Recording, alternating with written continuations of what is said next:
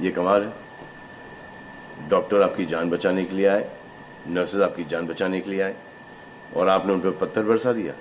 जो कोरोना से डिटेक्ट हो रहा है, वाह, वो हॉस्पिटल से भाग रहा है। भाग के जाओगे कहाँ? किस ओर भाग रहे हो? जिंदगी की ओर भाग रहे हो या मौत की ओर भाग रहे हो?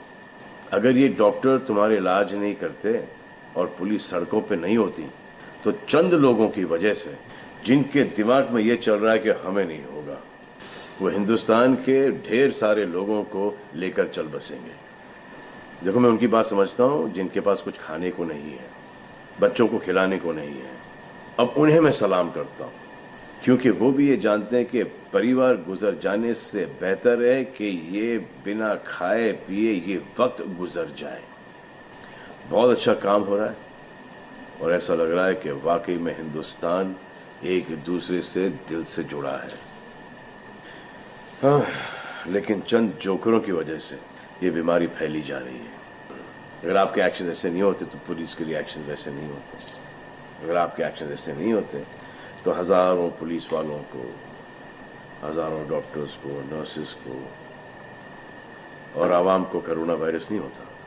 इतने लोगों का काम तमाम नहीं होता और अभी तक हम सब वापस से काम पे लग गए होते।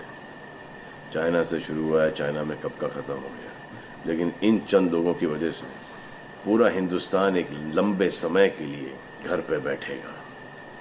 मान लिया बड़े ताकतवर हुआ, बड़े बहादुर हुआ, कितने बहादुर, इतने ताकतवर हुआ आप कि आप अपने परिवार वालों को कंधा दोगे, उनकी अर्थी उठाओगे।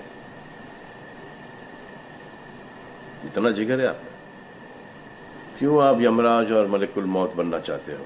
और क्यों अपने परिवार के लोगों पे इन्ना लिल्लाह है और राम नाम सत्य है पढ़ना चाहते हो? हर बात के दो पहलू होते हैं, इसके भी दो ही हैं। एक पहलू यह है कि हम सब रहें, दूसरा पहलू यह है कि कोई ना रहे।